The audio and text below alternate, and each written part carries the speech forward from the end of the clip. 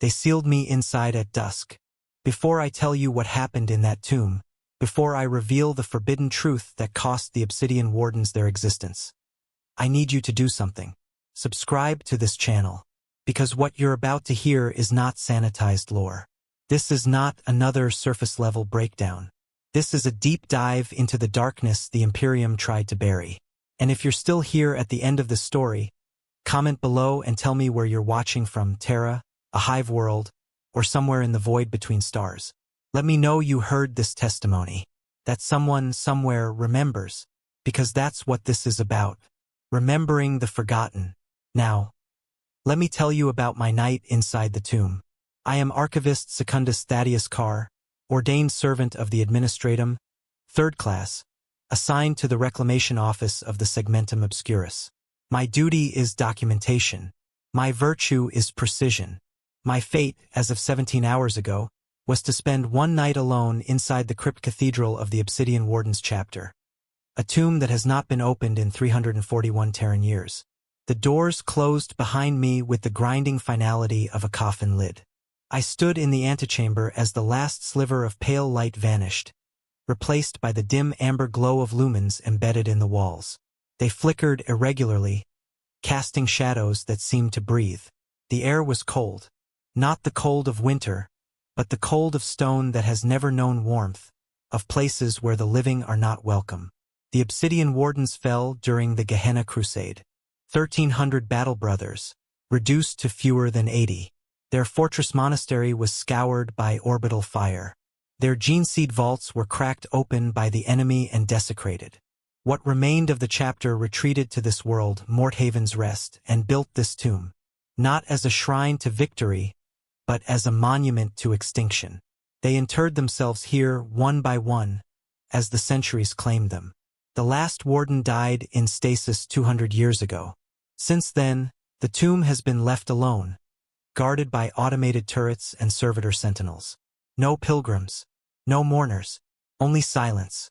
Until now, the Administratum decided the relics must be catalogued, the gene seed stocks verified, the war gear inventoried. A formal closure, they called it. An accounting. They chose me because I am expendable, because I do not ask questions, and because I have seen death before. But I have never seen death like this. The antechamber stretched before me, a hall of black stone veined with silver. The walls were carved with scenes of battle. Wardens in Terminator plate, flammers raised, purging heretics in a cathedral of writhing flesh. Their eyes, rendered in obsidian inlay, seemed to follow me. The craftsmanship was exquisite, the detail inhuman. I could see the individual teeth in the jaws of the fallen, the tendons in their outstretched hands. I activated my data slate and began recording. Archivist Carr. Entry 001. I have entered the primary antechamber. Structural integrity appears sound. No signs of degradation or intrusion. Temperature: 4 degrees Celsius. Air composition: nominal. Proceeding to the Hall of Remembrance. My voice echoed strangely, as though the walls absorbed it and gave it back distorted. I tried again. No signs of. The echo came before I finished. I stopped, listened. Silence. I told myself it was acoustics, ancient architecture designed to magnify the voices of priests and champions. Nothing more. I moved forward, my boots clicking softly on the polished stone. The hall opened into a vast chamber, what they called the Hall of Remembrance. It was circular, ringed by columns of blackened steel, each inscribed with names. Thousands of names. Every warden who had ever served. Every battle honor. Every world reclaimed. Every oath sworn. At the center of the hall stood a statue. A space marine 10 meters tall, carved from a single piece of obsidian. His armor was rendered in perfect detail. Every rivet, every seal, every purity mark. He held a bolter in one hand, a chainsword in the other. His helm was crowned with a laurel of iron thorns. His face was concealed, as all wardens' faces were, but I could feel his gaze. The statue was weeping, not metaphorically. The stone itself wept. Thin trails of dark liquid ran from the eyelenses of the helm, pooling at the statue's feet. I approached slowly, my heart quickening. I knelt and touched the liquid. It was cold, viscous. I brought it to my nose. Oil. Old machine oil, seeping from somewhere within the statue's hollow core. A malfunction in the internal mechanisms, perhaps.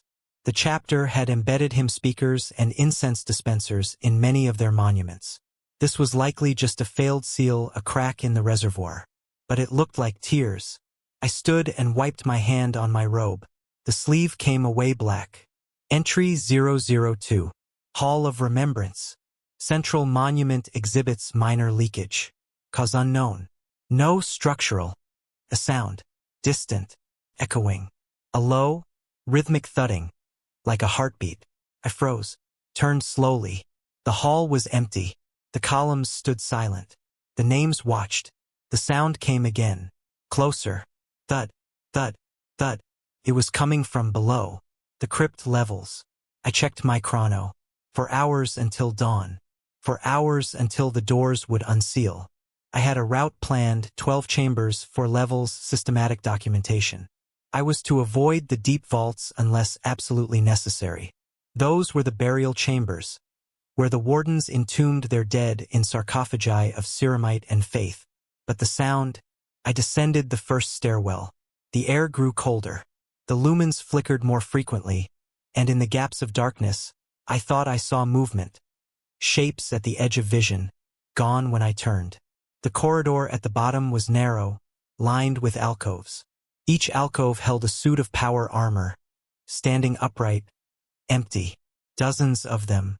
The armor was pristine, maintained by automated systems, but there was something wrong about the way they stood. Too still, too attentive. I passed between them, data slate raised, recording dimensions, markings, chapter insignia. One of the helms turned. I stopped. It was subtle, a shift of maybe 5 degrees, the kind of motion you doubt the moment you see it. I stared at the helm. I stared back. I took a step. The helm did not move. I exhaled slowly and continued. Behind me, I heard the faint scrape of ceramite on stone. I did not look back. The deeper I went, the more the tomb revealed its nature. This was not merely a resting place. It was a machine, a vast, intricate mechanism designed to preserve, to remember, and perhaps to punish. Every wall hummed with dormant power. Every corridor was lined with surveillance lenses, their red eyes blinking in slow, irregular patterns.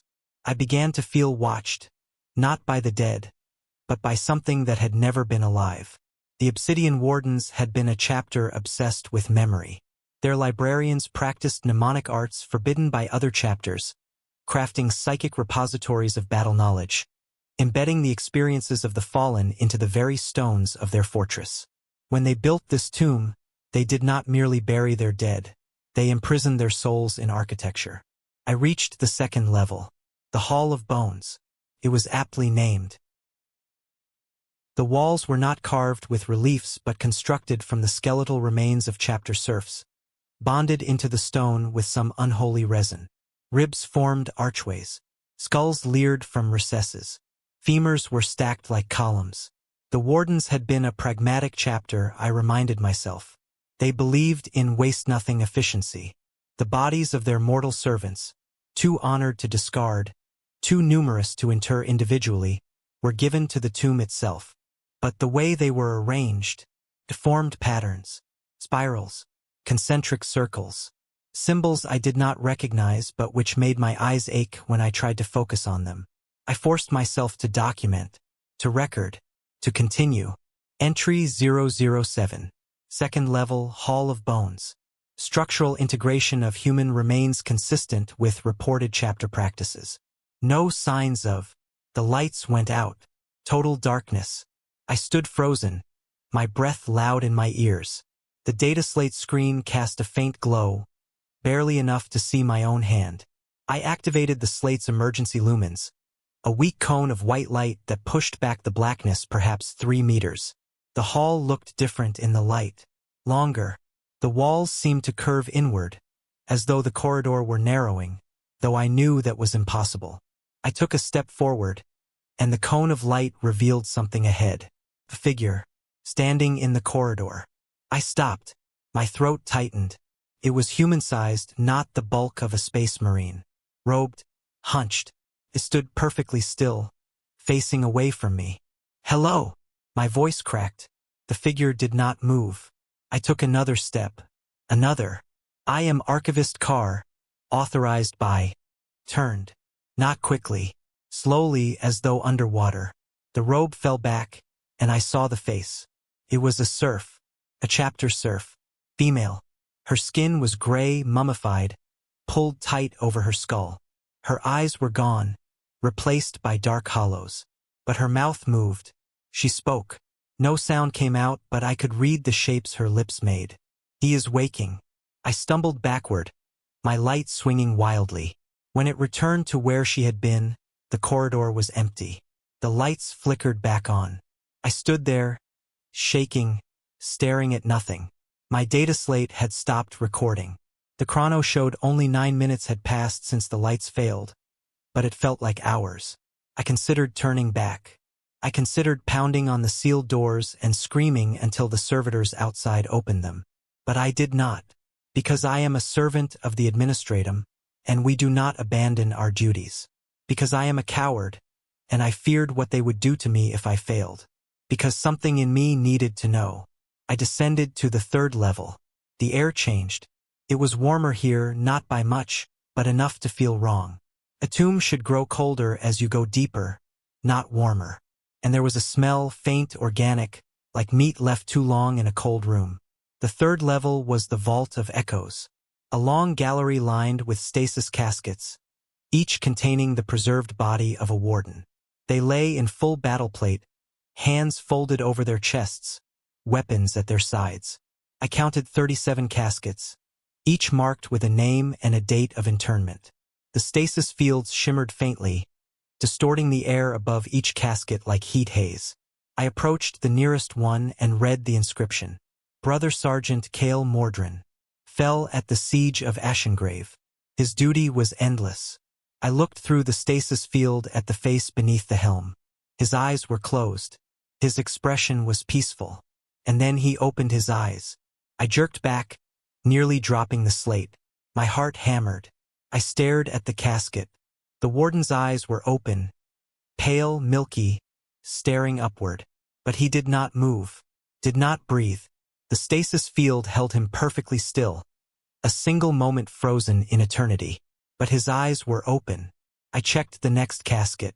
The warden inside was also staring upward, eyes wide, as though he had woken in the instant before death and been locked there forever.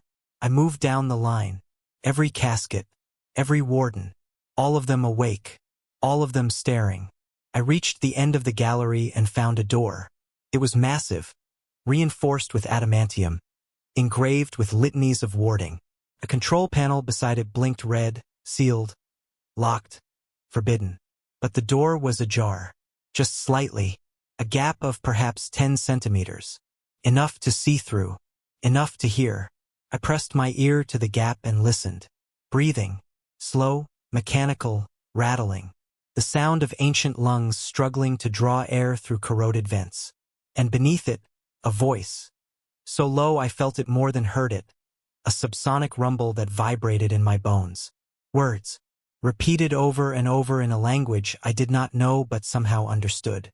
Forgive me, forgive me, forgive me. I pulled back, my breath ragged. I should have left. I should have turned and run back up the stairs, back to the antechamber, back to the world of the living. Instead, I pushed the door open and went inside. The chamber beyond was vast and circular, its ceiling lost in shadow. The walls were lined with machinery, cogitators, vox relays, life support systems, all humming with low, patient power. At the center of the room, suspended by chains as thick as my torso, hung a dreadnought sarcophagus. It was ancient, pre-heresy perhaps, though I am no expert on such things. The armor was scorched black, covered in purity seals so old they had fused into the metal. The faceplate was a snarling skull, its eye lenses dark, but I could see faint light behind them, red, flickering, like embers struggling to ignite. The dreadnought was awake, not fully, not in the way a dreadnought should be, standing, roaring, weapons hot, but awake enough, conscious enough to speak. I stood at the threshold, paralyzed by awe and terror. This was a demigod of war, a living relic, a warrior who had fought for centuries beyond death. I was an archivist, a scribe, a nothing, and yet I had intruded on his tomb. The voice came again, louder now, reverberating through the chamber. Who trespasses? I forced myself to speak. Archivist Thaddeus Carr. I am here to catalog the chapters. Catalog. The word was laced with contempt. You come to measure our bones, to assign value to our memory. I mean no disrespect, honored ancient. I was sent. A long, rasping breath. They sent you here, alone, into the dark. Yes. Then they sent you to die. I said nothing. The dreadnought's eye lenses flared brighter. I am Brother Dreadnought Varric, War Master of the Obsidian Wardens. I fell at Gehenna. I have lain here 3 centuries, dreaming of what, my lord? A pause. The chains groaned as the dreadnought shifted slightly. Failure. The word hung in the air like a blade. We were 1,200 strong.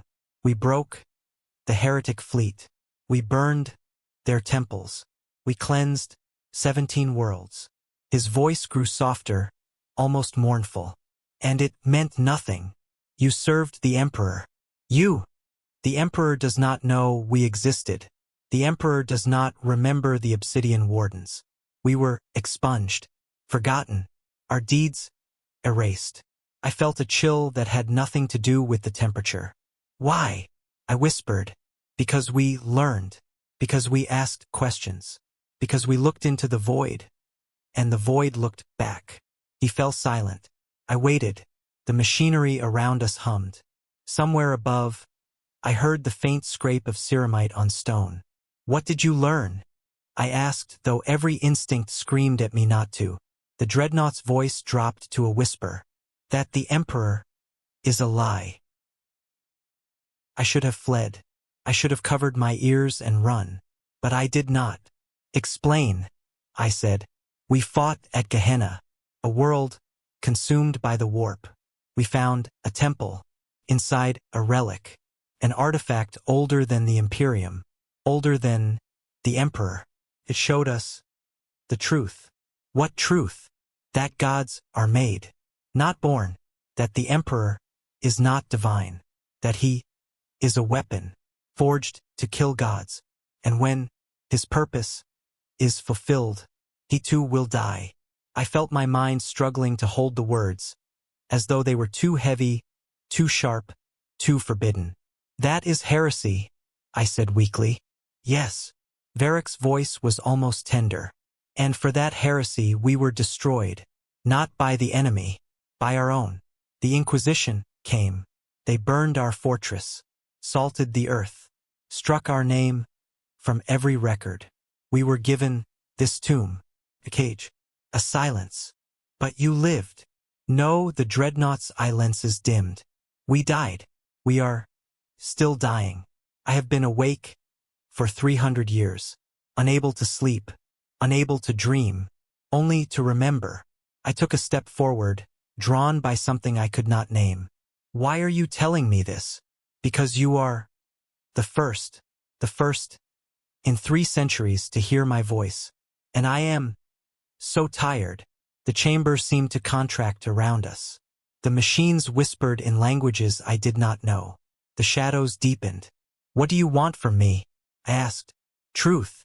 Varric's voice was a growl now, louder, edged with desperation.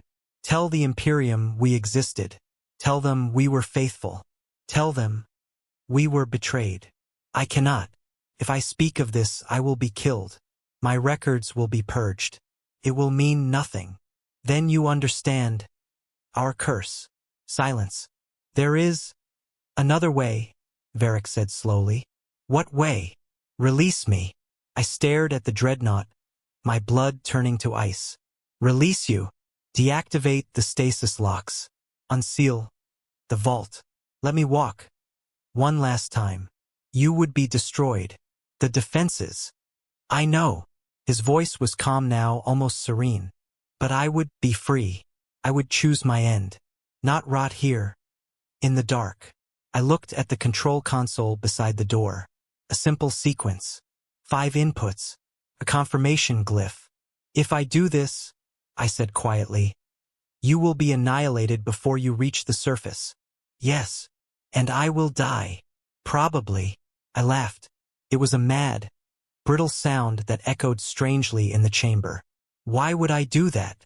Because, Varric said, you are already dead. They sealed you in here, knowing you would not leave. This tomb is not dormant. It is awake, and it is hungry. I turned slowly, looking at the walls, the machines, the shadows. What do you mean? The wardens did not merely build a tomb. They built a prison for something we found at Gehenna, something we could not destroy. So we buried it here, beneath us, in the deep vault. My mouth went dry. What is it? A fragment of the warp, a shard of a dead god. It whispers, calls. It hungers for souls.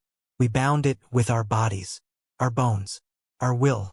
But we are fading, and it is waking. I felt the floor tremble. A low, subsonic hum filled the air. How long? I whispered. Hours, perhaps minutes. When it breaks free, this tomb will become a gate, and everything for 1,000 kilometers will die.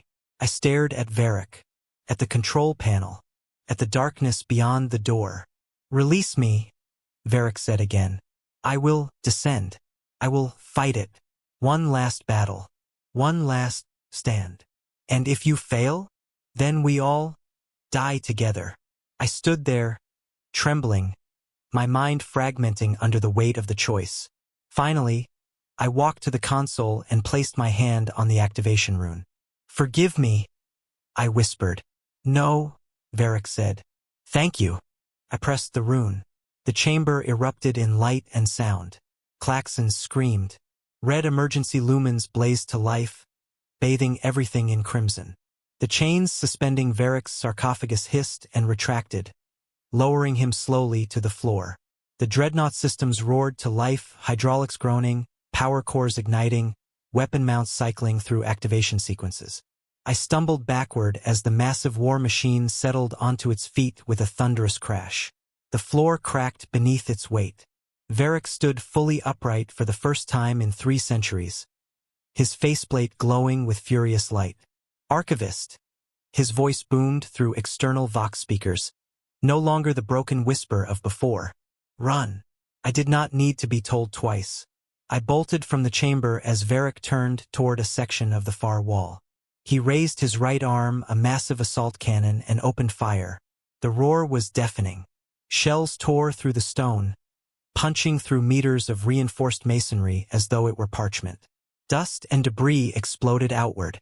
Behind me, I heard the wall collapse, revealing a descending stairwell carved into the bedrock. A stairwell that led down, into the deep vault, into the place where the thing was imprisoned. I ran through the corridors, my lungs burning, my legs screaming. The tomb had come alive around me. The machinery embedded in the walls thrashed and sparked. The skulls in the Hall of Bones rattled in their recesses.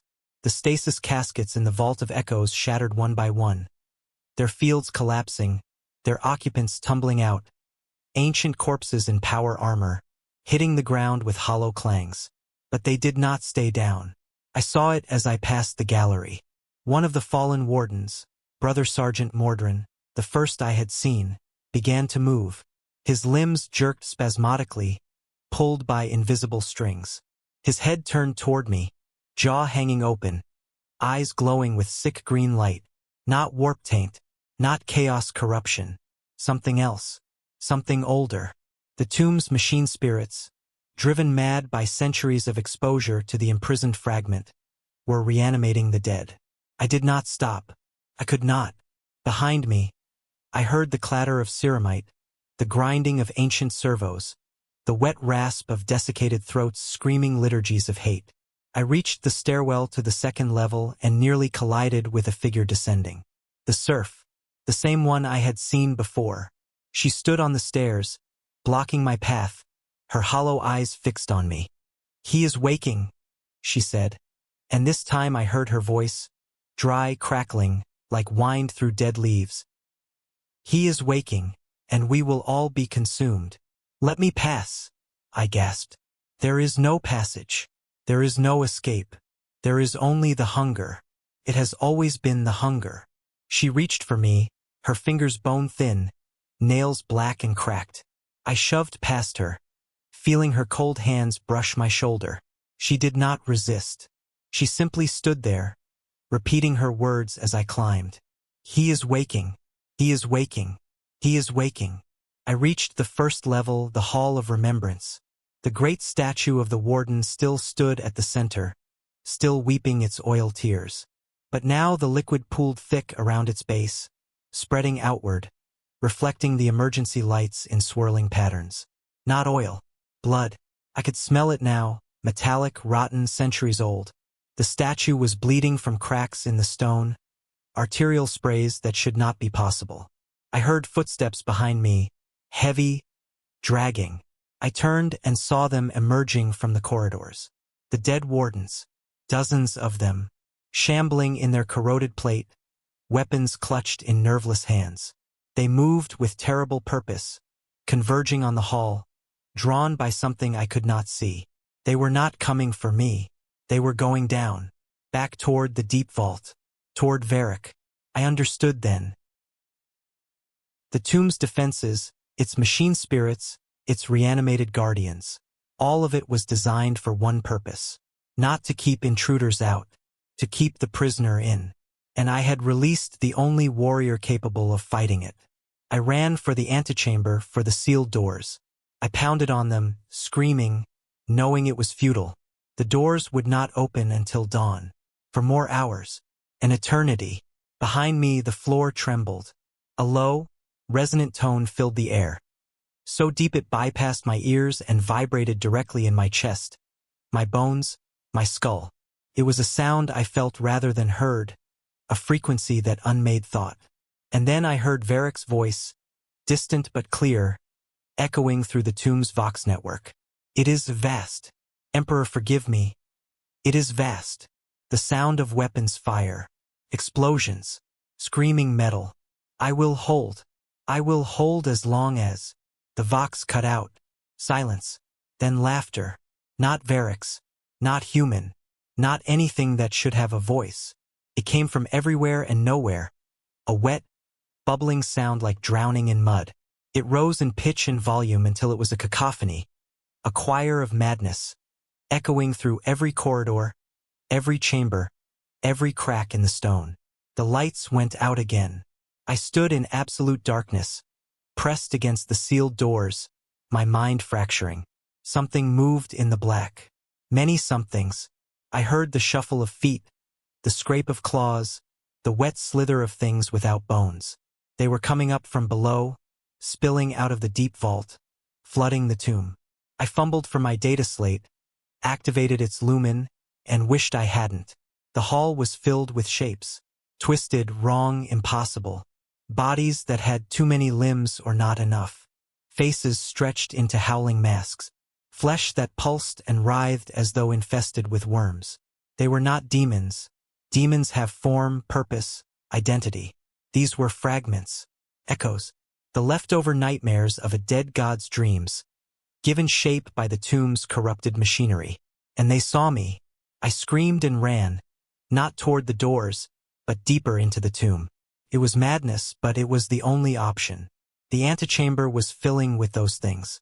My only hope was to find another way out, a service tunnel, a ventilation shaft, anything. I sprinted through corridors I had not yet explored, the lumens flickering wildly, casting insane shadows. I passed chambers filled with weapons, armor, relics, all of it useless to me. I was not a warrior. I was not even a soldier. I was a man with a pen and a data slate, running from nightmares. I found a narrow staircase spiraling upward. A tower, perhaps. A Vox relay station. I took it, climbing 2 steps at a time, my legs burning. Behind me, the things followed. I could hear them scuttling up the stairs, gibbering, laughing with voices like broken glass. I reached the top and found myself in a small chamber, a lookout post, ringed with narrow windows. Outside, I could see the dawn approaching, the sky lightening to gray. So close, minutes away. I turned and saw them pouring into the chamber. No escape. I pressed myself against the far wall, holding the data slate before me like a talisman, as though its light could ward them off. They stopped. All of them, just at the threshold, swaying, twitching, but not advancing. I stared at them, confused, terrified. And then I saw why. Standing among them, towering over the twisted forms, was Varric. Or what remained of him.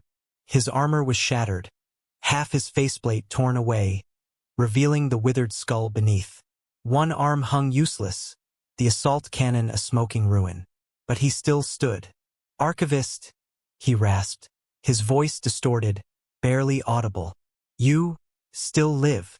"Barely," I gasped. What happened?" "I failed. It was too strong. Too old.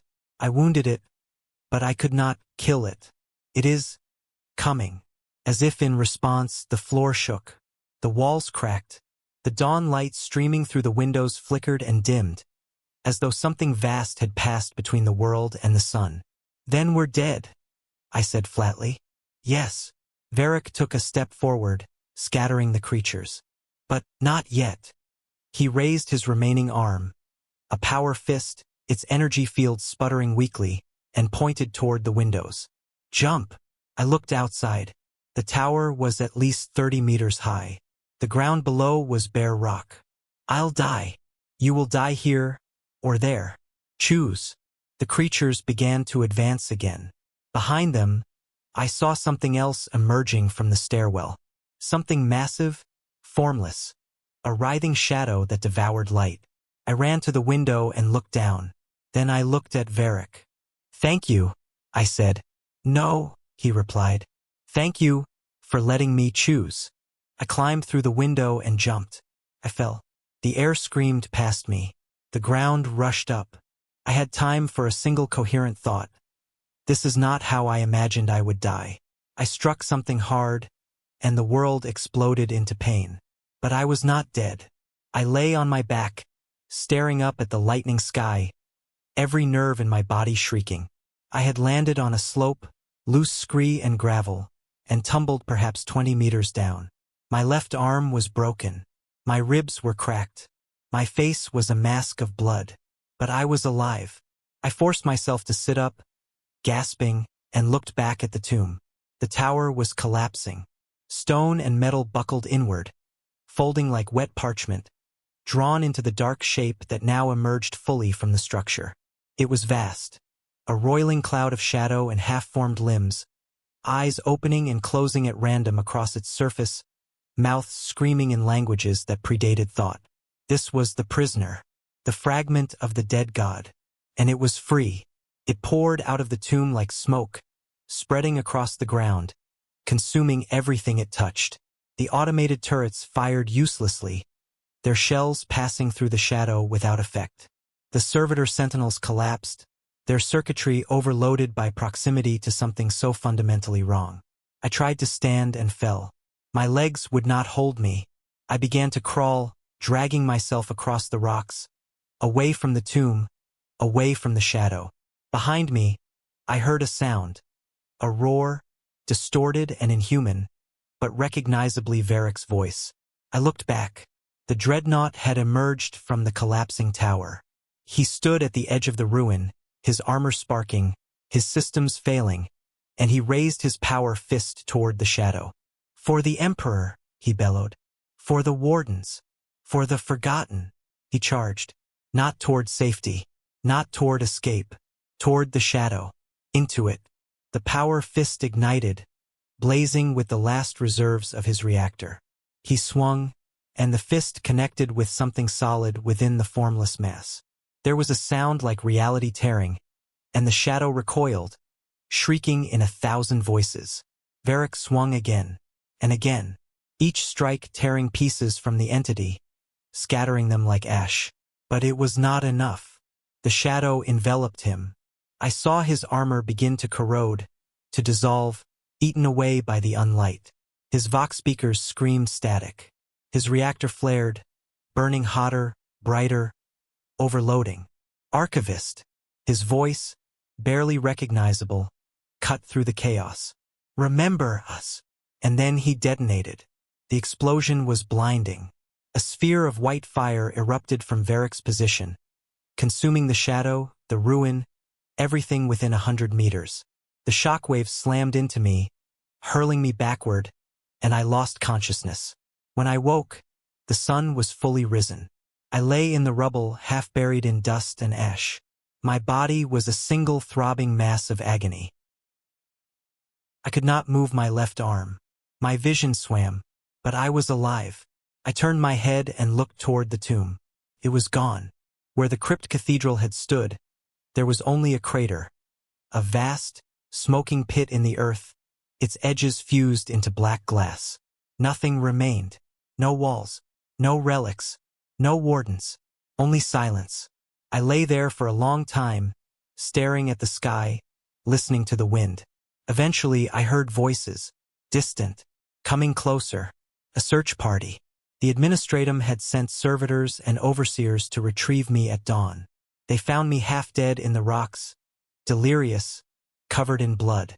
They asked what had happened. I told them the tomb had suffered a catastrophic reactor failure, a malfunction in the dreadnought stasis systems, an accident, tragic, but not uncommon in structures so ancient. They believed me. Why wouldn't they? I was a loyal servant, a scribe. I had no reason to lie. They extracted me, took me to a Medici station, repaired my bones, stitched my skin. Within 3 weeks, I was cleared for duty. Within a month, I was reassigned to a new posting, a cataloging mission on a hive world, far from Morthaven's rest. I never spoke of what truly happened. I never filed a report. The data slate that recorded the night's events was corrupted beyond recovery, or so I told them. But I remember Varric's voice, the serf's hollow eyes, the shadow that should not exist, the price of knowledge, the cost of truth. And sometimes, in the dark hours before dawn, I hear the laughter, not from the tomb, that is gone, from inside me, because I brought something back with me, a fragment, a splinter, not in my flesh but in my mind. A seed of the thing that was imprisoned beneath the obsidian warden's tomb. It whispers to me, not in words, in feelings, in dreams. It shows me things, futures that might be, pasts that never were, truths the Imperium has buried. I think I am still dying, slowly, piece by piece.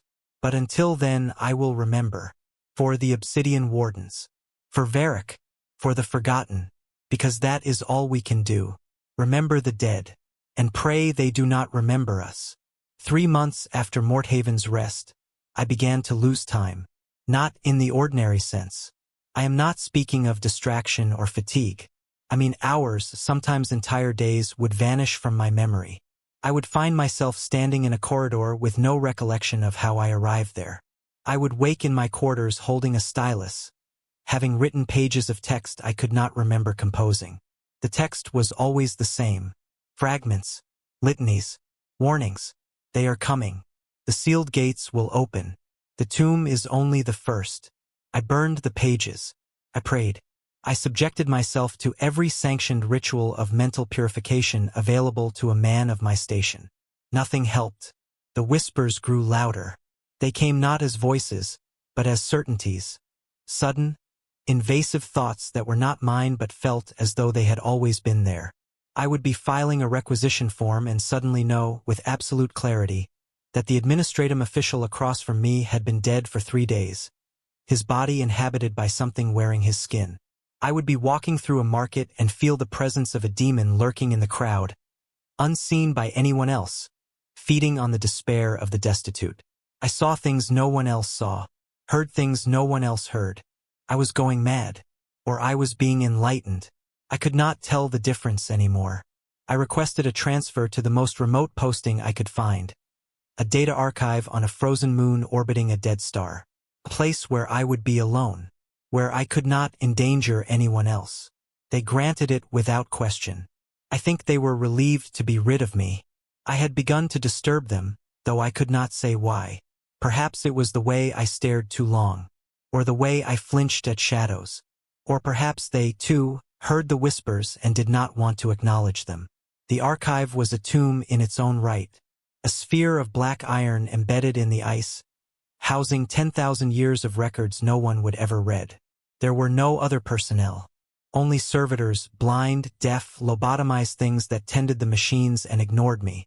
I spent my days reading, not the files I was assigned to catalog, but older texts, forbidden texts, records sealed by inquisitorial decree, buried so deeply in the archives that they had no catalog numbers, no references, no indexing.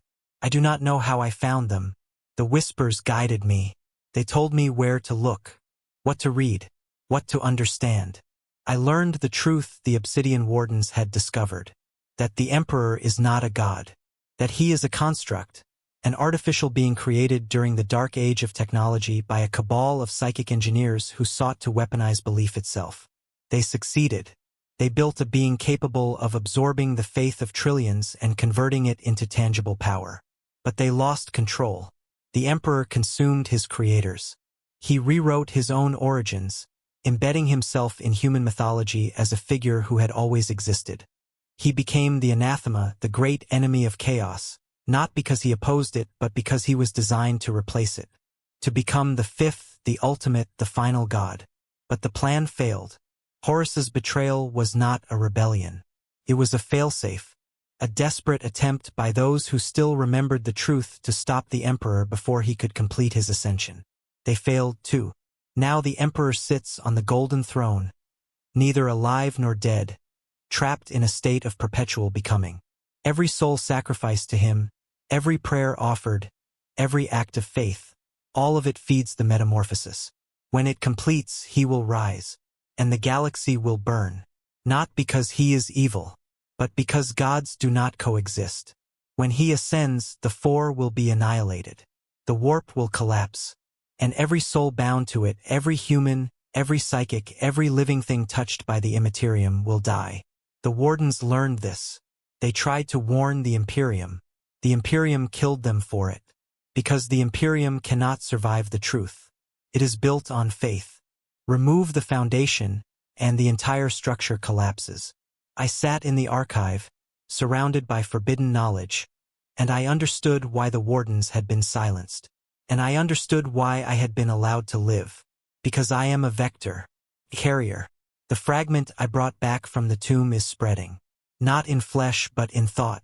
In the archive's databanks. In the servitors' corrupted cogitators. In the dreams of anyone who reads the files I have touched. I am infecting the Imperium's memory. One record at a time. One truth at a time. I should destroy myself.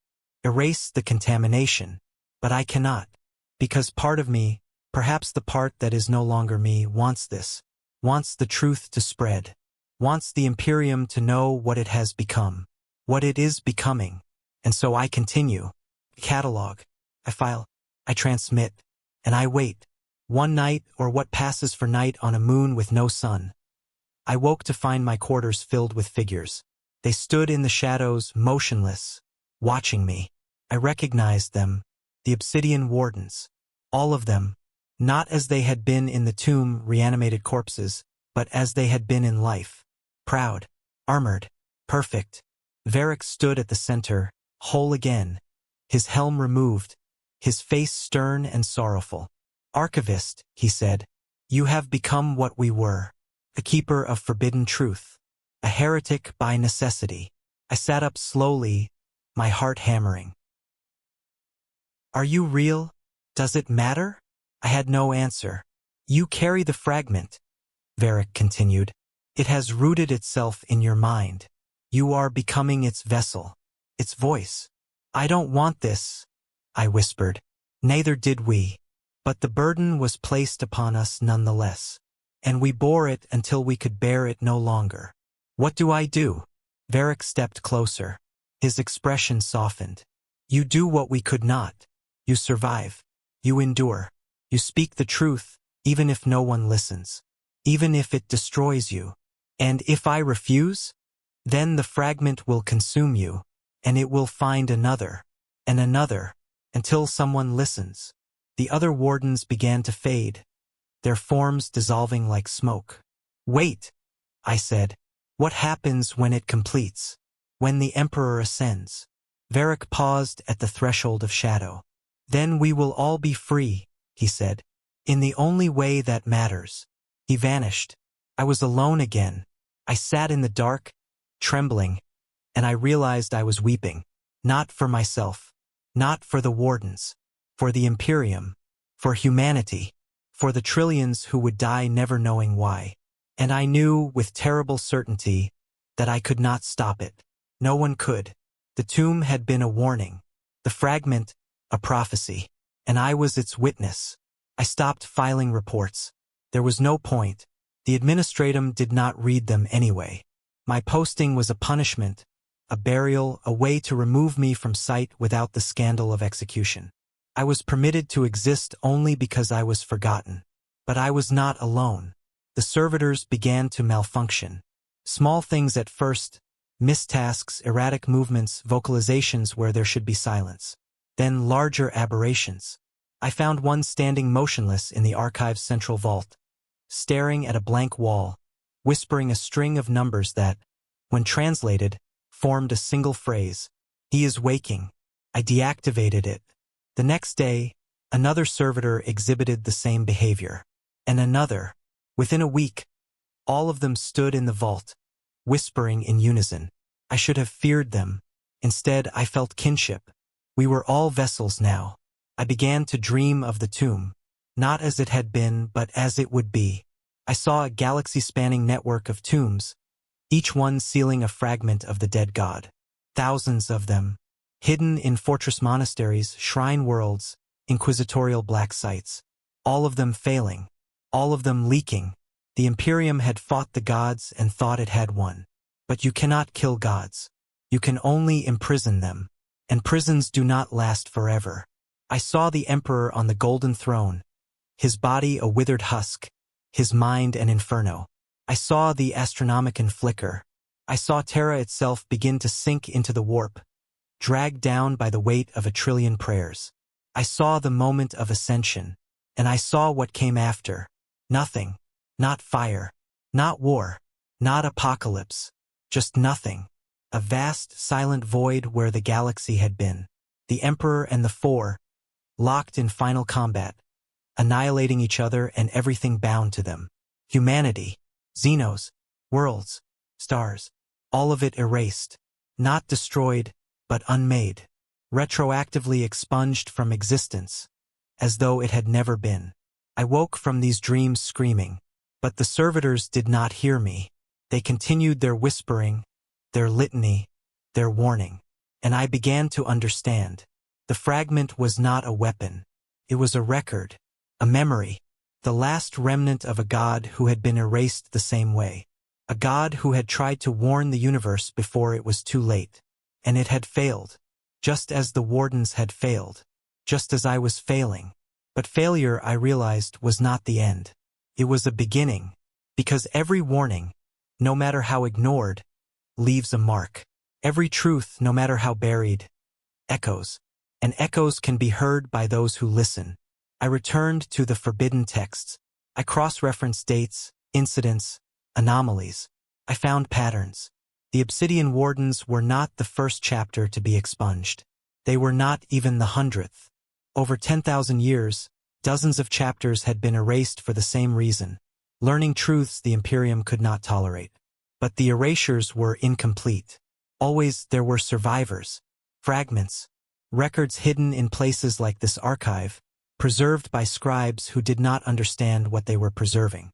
The truth had been trying to spread for millennia, and it was succeeding. Slowly, incrementally. I was not alone. There were others like me, archivists, remembrancers, lex mechanics, scattered across the Imperium, each one carrying a splinter of the forbidden, each one unknowingly part of a network, a conspiracy of the forgotten. I began to compile a dossier, A single, unified document containing every fragment of suppressed truth I could find. I called it the Testimonium Veritatis, the testimony of truth. Took me 2 years. When it was complete, I encrypted it and uploaded it to the archive's Vox Relay. Not as a broadcast, not as a message, but as a seed. A piece of data that would replicate itself, embedding in every system it touched, spreading through the administratum's networks like a virus. Slow, invisible, patient. Within a century it would be everywhere, and no amount of inquisitorial purging could erase it all. I did not know if it would change anything. Probably not.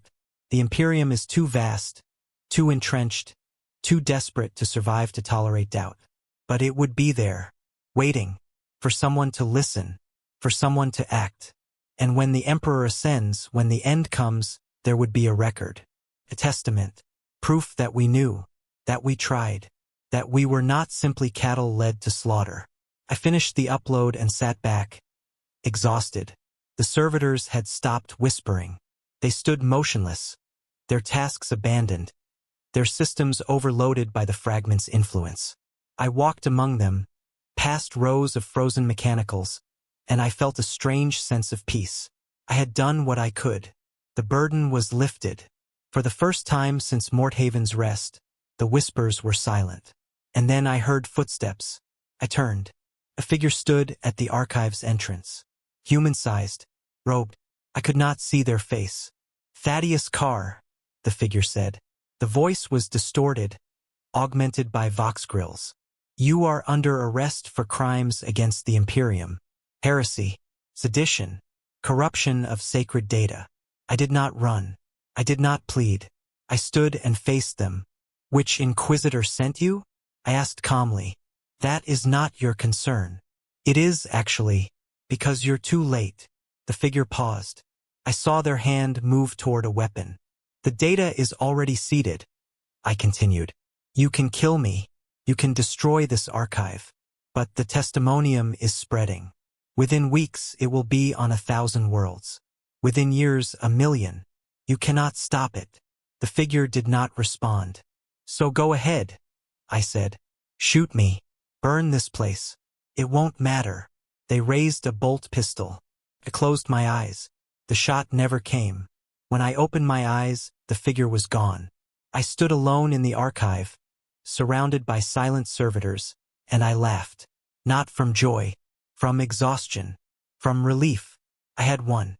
Not a victory, but a delay.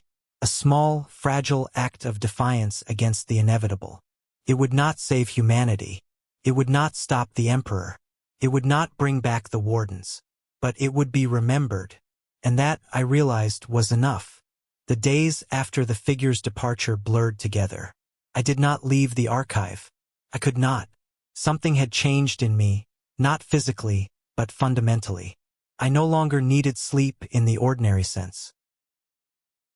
I would lie down and fall into something between sleep and trance, and in that state I saw things.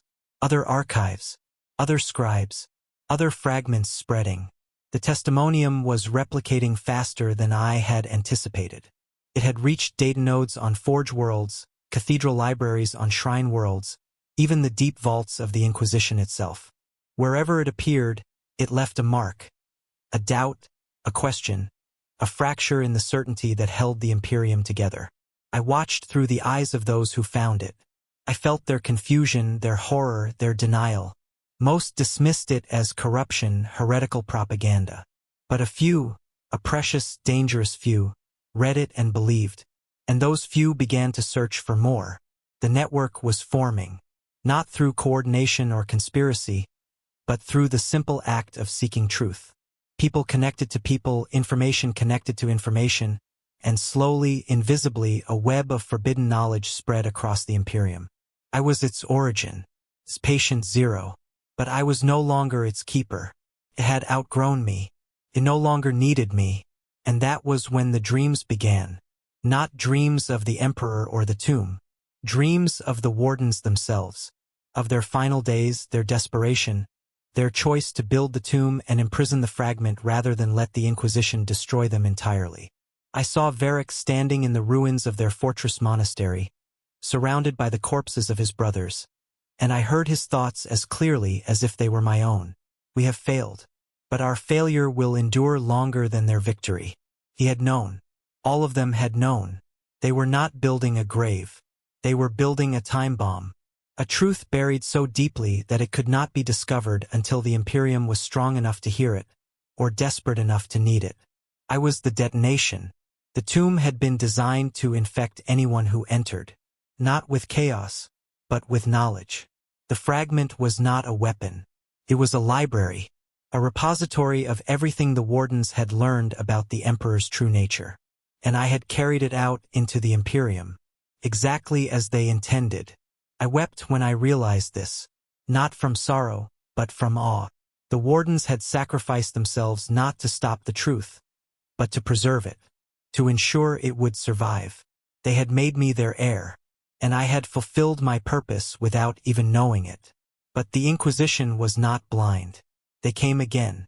Not a single agent, but a purge team. 30 soldiers in carapace armor, accompanied by a psyker and an interrogator. They breached the archive with melted charges, cutting through the iron walls as though they were paper. I did not resist. I stood in the central vault, surrounded by the whispering servitors, and I waited. The interrogator approached. A woman, young, her face scarred by holy brands. She held a data slate in one hand, a plasma pistol in the other. "Thaddeus Carr," she said, "you are accused of heresy of the highest order. You will come with us for interrogation and purification." "Purification," I repeated. "Is that what you call it? Lobotomy? Mind wipe? Execution?" Her expression did not change. "You will be given the Emperor's mercy." "The Emperor has no mercy." Her jaw tightened. "Bind him." 2 soldiers moved forward, but the psyker raised a hand, stopping them. "Wait," the psyker said. He was old, his skin gray, his eyes milky with cataracts. But when he looked at me, I felt his mind brush against mine. A cold, probing touch. He recoiled. "Interrogator," he said quietly, "this man is compromised. He is a vector for warp corruption. If we take him, the contamination will spread. Then we purge him here," the interrogator said. "No," the psyker's voice was firm. "You do not understand. He is not possessed. He is infected. With knowledge. If you kill him here, it will release. If you take him, it will follow. The only containment is isolation." The interrogator looked at me, then at the psyker. "What do you recommend?" "Seal the archive. Permanently. Entomb him as the Wardens were entombed. Let him rot here. Forgotten." I laughed. It was a bitter, hollow sound. "You think that will stop it?" I said. "The data is already out. Killing me changes nothing." "Perhaps," the psyker said, "but it will slow it. And that is enough." The interrogator hesitated, then nodded. "Do it." They withdrew. The soldiers planted charges at the archive's entrances, collapsing the tunnels, sealing me inside. The last thing I heard before the explosions was the psyker's voice, distorted by Vox. "May the Emperor forgive us." Then silence. I am writing this from the archive. I do not know how long I have been here. Days. Weeks. Time has lost meaning. The servitors have ceased all function. They stand frozen monuments to their own corruption. The lights have failed, leaving only the dim glow of my data slate. I am alone, but I am not afraid, because I know the truth is spreading. The testimonium is out there, replicating, mutating, adapting. It will outlive me. It will outlive the Inquisition. It will outlive the Imperium. And when the Emperor ascends, when the galaxy burns, there will be a record. A voice crying out from the dark. A testament to those who tried to warn them. The Obsidian Wardens. Varric. The Forgotten Chapters. And me. Thaddeus Carr. Archivist Secundus. Heretic. Witness. I spent one night inside a space marine tomb, and I will spend the rest of eternity inside another. But I do not regret it, because I was the bridge, the carrier, the one who brought the truth into the light. And that is enough. That is enough. The darkness is absolute now. My data slate's power cell is dying. I can feel it fading with every word I write. Soon there will be no light, no record, only the void. But I am not afraid. I have spent these final hours reviewing the testimonium, reading through every fragment I collected, every suppressed truth, every buried warning. And I have come to understand something that the wardens themselves may not have fully grasped. The truth does not need to be believed to matter. It does not need to be accepted or acted upon or even remembered. It only needs to exist, because truth is a seed. Plant it in stone, and it will wait 1,000 years for rain. Plant it in fire, and it will survive as ash. Plant it in the minds of men, and it will spread like disease, invisible, inevitable. The Imperium believes it can suppress truth through force, through fire, through fear. But suppression is not erasure. Every purged record leaves a gap. Every silenced witness leaves a question. Every entombed heretic becomes a mystery, and mysteries demand answers. The testimonium is spreading not because people believe it, but because they are curious. Because somewhere, deep in the human mind, there is a hunger for the forbidden. A need to know what has been hidden, and that hunger will outlast the Imperium. I think the Emperor knows this. I think he has always known. That is why he sits on the golden throne, neither alive nor dead, waiting for the moment when humanity's faith becomes absolute. When every question has been answered with dogma. When every doubt has been burned away. Only then can he ascend. But that moment will never come. Because we are human. We doubt. We question. We remember. And that is our strength. Not our faith. Not our endurance. Our refusal to forget. I have been hearing voices again. Not whispers. Not the fragment. Something else. I think it is the tomb itself. This archive is becoming what the Obsidian Warden's crypt was. A place where the dead do not rest. Where memory refuses to fade. I hear footsteps in the dark. I hear breathing. I hear the voices of scribes and archivists who worked here before me. Long dead. Their thoughts embedded in the walls. They are not hostile. They are simply present. And I think I am joining them. My body is failing. I have not eaten in days. I have not drunk in longer. But I do not feel hunger or thirst. I feel only a gradual fading. A slow dissolution into the cold and the dark. I think I am becoming part of the archive. A ghost. A memory. A voice in the void. And that is fitting. Because that is what we all become in the end. Echoes. Fragments. Warnings carved into stone that no one will read until it is too late. But we endure. We persist. We whisper across the centuries. And sometimes someone listens. I see them now. The wardens. All of them. Standing in the darkness. Their armor gleaming with a light that has no source. Varric is at their center, his helm removed, his face serene. "Welcome, archivist," he says. "Am I dead?" Ask. "Not yet. But soon. And when you are, you will join us. Not as a warden, but as one who served the same cause. One who refused to forget. Will it matter?" I whisper. "Will any of this matter?" Varric smiles. It is a sad, weary smile. "It will matter to someone," he says. "And that is enough." The wardens begin to fade. I reach out, trying to hold on to them. But they slip through my fingers like smoke. "Wait," I say. "What do I do now?" Varric's voice comes from everywhere and nowhere. "You rest, Thaddeus Carr. You have earned it." And then I am alone. Alone in the dark. Alone with my thoughts. Alone with the truth. This is the last entry I will make. My slate's power is nearly gone. My hand can barely hold the stylus. My vision is fading. But I want to leave one final message. Not for the Inquisition. Not for the Imperium. For whoever finds this archive in the centuries to come. For whoever reads these words and wonders if any of it was true. It was. All of it. The Emperor is a lie. A beautiful, necessary lie, but a lie nonetheless. He is not a god. He is a weapon. And when he ascends, we will all be annihilated. But that does not mean we are doomed. Because we have a choice. We have always had a choice. We can believe the lie and perish with it. Or we can remember the truth and build something new. I do not know what that new thing will be. I will not live to see it. But I have faith, not in the Emperor but in humanity, that we will find a way. We always do. We are stubborn. We are defiant. We refuse to die quietly. And that is why we will endure. Not as servants of gods. Not as subjects of an imperium. But as ourselves. Free. Flawed. Human. The light is gone now. I sit in total darkness, my data slate dead. My body cold. I feel the archives settling around me, the walls contracting, the air growing still. I am being entombed, preserved, forgotten, but I am not alone. I feel the presence of the wardens, the scribes, the servitors, all the forgotten voices of the Imperium. We are here. We have always been here, waiting, watching, whispering.